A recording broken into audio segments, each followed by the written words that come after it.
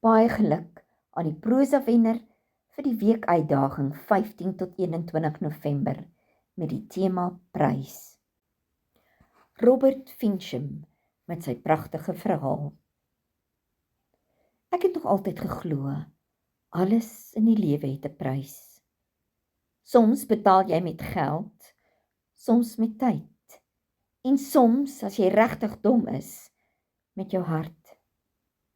Maar die een prys waarvoor ek nooit gereed was nie, was die een wat ek moes betaal vir 'n kans om uiteindelik gehoor te word.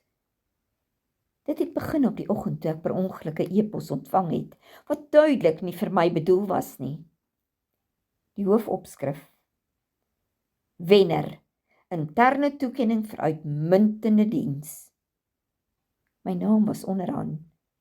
Ek het gelag, daardie half sarkastiese lag, wat ek gewoonlik gebruik wanneer die lewe vir 'n oomblik te mooi klink om waar te wees.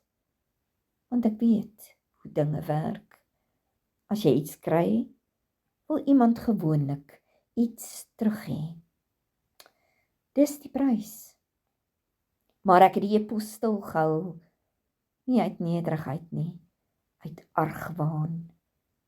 Mense gee nie sommer lof nie, en selfs wanneer hulle dit doen, is dit gewoonlik omdat daar 'n vergelyking inkom, soos hy is darm beter as daai een. Ek het besluit om net te kyk wat gebeur. Die dag van die toekenning staan ek soos altyd vroeg op. Dis snaaks hoe 'n mens instinktief jou beste hemp aantrek. Al sê jy nie vir jouself hierdie tipe goed maak nie saak nie.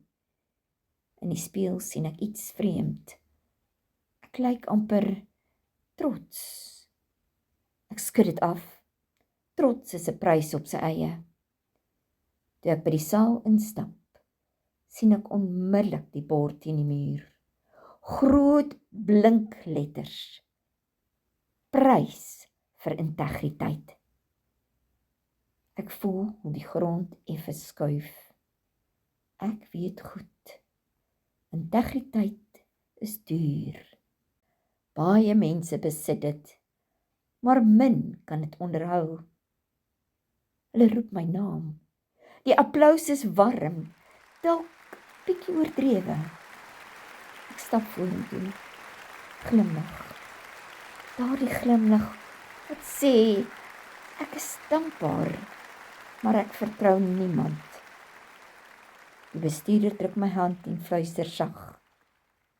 Dankie dat jy jou mond gehou het. My maag trek styf. Ek het geweet daar's 'n prys.